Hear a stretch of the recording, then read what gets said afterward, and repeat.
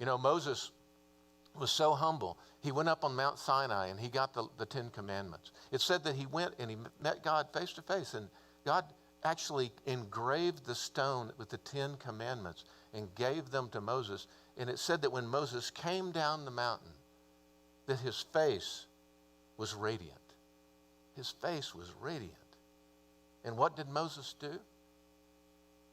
Well, he didn't boast about being face to face with God. He didn't boast about having his face so radiant. He didn't go and use his shiny face and his radiant face to prove his authority. He didn't walk through the camp and say, see, this proves that I'm the leader of the people. He didn't do it that because he was not prideful. He was humble. Even to Aaron and Miriam, he didn't use the radiant face to prove that he was the leader that God said he was. What Moses did was what humble people do. And instead of promoting himself, it says that he took a veil and he covered his face so that it would hide the radiance. Instead of bragging about it, he actually hid the shiny, the radiant face from being in God's presence. Why would he do that?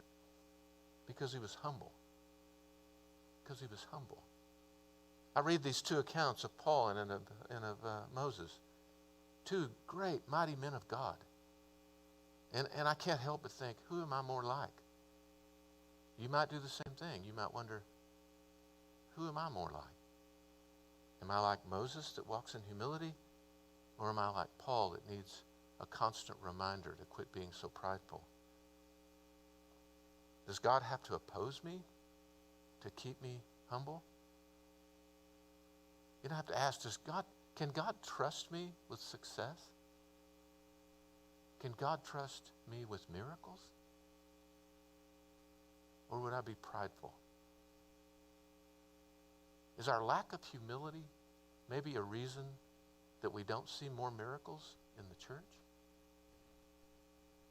I can tell you, I've been in church long enough to know that if somebody had a radiant face because they were in the presence of God, the church wouldn't hide it. The church would market it.